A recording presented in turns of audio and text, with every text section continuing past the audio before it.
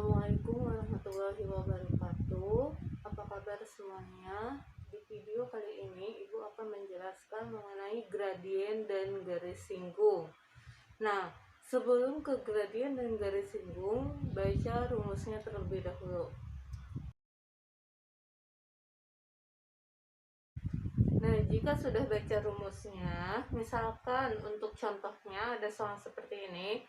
Diketahui sebuah fungsi f(x) sama dengan x kuadrat ditambah 2x dikurang 1.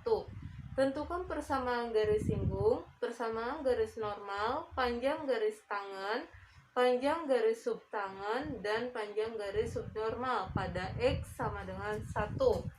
Di sana di soalnya sudah dijelaskan bahwa ada sebuah persamaan yaitu f(x) sama dengan x kuadrat ditambah 2x dikurang 1. Nah, di mana di sini terdapat bahwa x sama dengan 1. Langkah pertama, cari dulu gradien garis singgungnya. Nah, gradien itu dilambangkan dengan huruf M. Nah, di dalam turunan gradien itu sama dengan turunan pertamanya. Berarti langkah pertama kita turunkan dulu persamaan f(x). Berarti turunannya adalah 2 maju ke depan, variabel tulis 2 dikurangi 1, ditambah 2 tulis, turunan dari x adalah 1, turunan dari 1 adalah 0. Nah, sekarang kita lihat di sini x-nya sudah diketahui 1, maka kita substitusikan x menjadi 1. Sehingga didapat M sama dengan 2, x-nya ganti dengan 1, 2 kurangi 1 adalah 1. Pangkat 1 boleh ditulis, boleh tidak, ditambah 2 kali 1 adalah 2. Maka hasilnya adalah 2 kali 1 ditambah 2. Maka jawabannya adalah 4. Otomatis didapat bahwa gradien garis singgungnya adalah 4. Itu yang harus kita cari. Langkah kedua, kita harus menentukan Y1-nya berapa. Bagaimana cara mendapatkan Y1? Yaitu dengan cara mensubstitusi X ke dalam Fx. Kita harus mencari Y1, sementara Y1 itu sama dengan Fx. Maka kita harus substitusi X yaitu 1 ke dalam persamaan awalnya. Berarti 1 kuadrat ditambah 2 kali 1 dikurang 1. Jadi substitusi 1 ke fungsi Fx. Nah, selanjutnya hasilnya adalah 1 dikuadratkan adalah 1, 2 dikali 1 adalah 2, dikurang 1. 1 tambah 2 kurang 1, berarti hasilnya adalah 2. Maka didapatlah bahwa Y1-nya adalah 2. Fungsi mencari gradien dan mencari Y1 itu untuk apa? Untuk mencari persamaan garis singgung. Kenapa? Karena rumusnya adalah Y dikurangi Y1 sama dengan M X dikurangi X1. Ini adalah rumus dari persamaan garis singgung.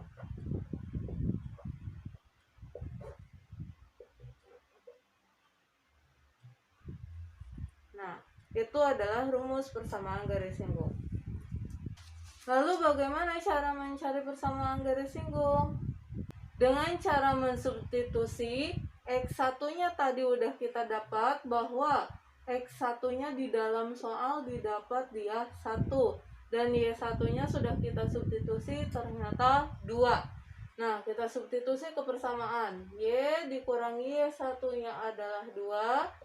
Gradiennya tadi sudah kita cari bahwa hasilnya 4. X dikurangi X1-nya adalah 1. Jadi Y dikurangi 2 sama dengan 4 kali X adalah 4X, 4 kali negatif 1 adalah negatif 4. Bikin menjadi Y sama dengan, jika ingin membuat Y sama dengan, negatif 2 harus pindah. Yang tadinya negatif berarti menjadi positif. 4X dikurangi 4, negatif 2 pindah menjadi positif 2. Y sama dengan 4X, hutang 4 dibayar 2, berarti hutangnya tinggal 2. Nah, inilah persamaan garis singgung. Selanjutnya, bagaimana cara mencari persamaan garis normal? Untuk mencari persamaan garis normal, rumusnya adalah Y dikurangi Y1 sama dengan negatif 1 per M X dikurangi X1.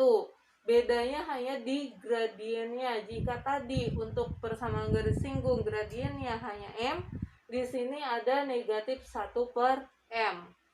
Nah, sementara titik-titiknya sama, X1-nya tetap 1, gradien tetap M, yaitu 4, Y1-nya tetap 2. Nah, karena diinginkan negatif 1 per M, berarti menjadi negatif 1 per 4. Kita substitusikan, Y-nya tulis, Y1-nya adalah 2, negatif 1 per 4. X-nya tulis, X1-nya adalah 1. Y dikurangi 2 sama dengan negatif 1 per 4 dikali X, berarti negatif 1 per 4 X. Negatif 1 per 4 dikali negatif 1 berarti menjadi positif 1 per 4. Nah, jika bingung karena di sini ada pecahan, hilangkan dulu pecahannya dengan cara kali 4. Karena penyebutnya 4, maka dua-duanya semuanya harus dikali 4. Y dikali 4 hasilnya 4Y, negatif 2 dikali 4 adalah negatif 8, negatif 1 per 4 dikali 4 menjadi negatif X, ditambah 1/4 dikali 4 adalah 1. Nah, jika bentuknya sudah seperti ini, pindah ruaskan. 4Y sama dengan negatif X ditambah 1, negatif 8 pindah menjadi positif 8. Jadi 4Y sama dengan negatif X, 1 ditambah 8 adalah 9. Inilah persamaan garis normal. Yang selanjutnya kita akan mencari panjang garis tangan. Tapi sebelum mencari panjang garis tangan, kita harus cari dulu titik potong garis singgung dengan sumbu X. Ingat ya, titik potong garis singgung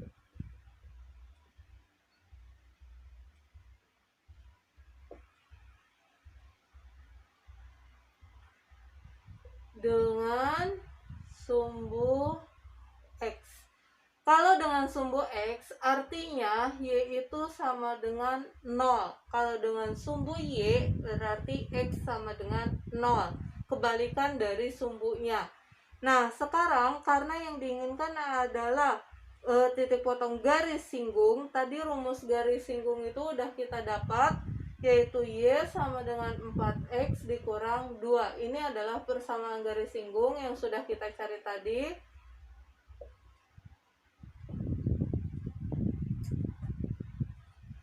Nah, berikutnya bagaimana caranya? Karena Y sama dengan 0, maka di sini Y-nya bikin menjadi 0. 0 sama dengan 4X dikurang 2. Jadi hanya mengganti huruf Y dengan angka 0.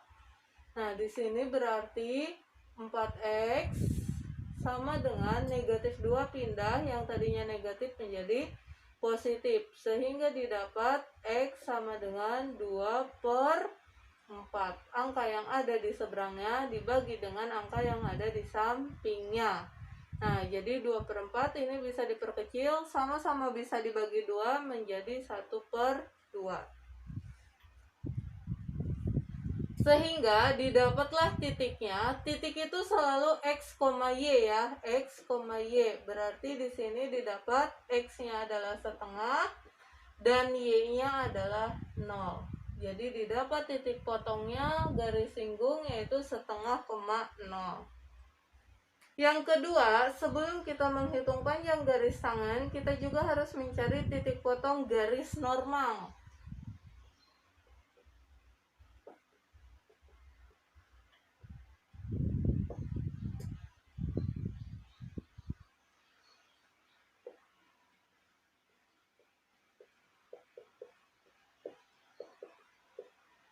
Nah, tadi sudah kita dapat bahwa persamaannya adalah 4x ditambah x sama dengan 9.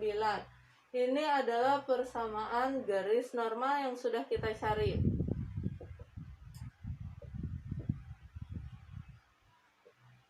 Nah, sama kayak tadi, kalau misalkan ini adalah 4y ditambah x sama dengan 9. Dikarenakan titik potongnya dengan sumbu x, maka y sama dengan 0. Cukup mengganti y dengan angka 0. 4 kali 0 adalah 0. X sama dengan 9. Jadi x sama dengan 9. Didapatlah titik x-nya yaitu 9. Titik itu tetap selalu x, y. Maka dari sini didapat x-nya 9 dan y-nya 0. Didapatlah titik potong garis normalnya adalah 9,0. Berikutnya kita akan mencari panjang garis tangan. Nah, tadi kita sudah punya titiknya. Titik potong dengan garis singgung terhadap sumbu x, yaitu hasilnya adalah 0,5. Dan titik potong dengan garis normal terhadap sumbu x adalah 9,0. Yang berikutnya kita akan mencari panjang garis tangan. Tadi kita sudah punya x1 y1-nya yang tadi sudah kita cari. Hasilnya adalah 1,2. Di awal sudah diketahui, di dalam soal diketahui bahwa x-nya sama dengan 1 dan y1-nya sudah kita cari yaitu 2. Dan titik potong terhadap garis singgung, titik potong garis singgung terhadap sumbu x-nya sudah kita dapat, yaitu 0,5. Ini titik potong garis singgung terhadap sumbu x. Nah, terus bagaimana cara mencari panjang garis tangan? Ini rumusnya, yaitu x1 dikurangi dengan x1 dikurangi x dikuadratkan ditambah dengan y1 dikurangi dengan y. Jangan lupa kuadratkan. Ini adalah rumus panjang garis tangan. Jadi ini x, y, dan ini sudah jelas x1, y1. Tinggal substitusi. X1-nya di sini adalah 1. Dikurangi x-nya adalah setengah. Jangan lupa kuadrat. Ditambah y1-nya adalah 2. Y-nya adalah 0. Jangan lupa kuadrat. Selesaikan. 1 dikurangi setengah adalah setengah. Setengah dikuadratkan berarti 1/4. Ditambah 2 kurangi 0, 2 dikuadratkan adalah 4. Maka samakan penyebutnya. 1/4 ditambah 4 berarti 16/4. Jadi ini ditambah 16/4. Jadinya adalah akar 17/4. Atau bisa diubah menjadi setengah akar 17. Akar dari 4 kan 2. Nah, berarti jadi setengah. 17-nya tidak bisa diakarkan, jadi jawabannya setengah akar 17. Selanjutnya kita akan mencari panjang garis sub tangan. Nah, di sini panjang garis sub tangan. Rumusnya adalah Y1/M. Tadi Y1-nya udah kita dapat 2, gradiennya adalah 4. Ini diperkecil menjadi 1/2. Jadi panjang garis subtangannya 1/2. Selanjutnya kita akan mencari panjang garis subnormal.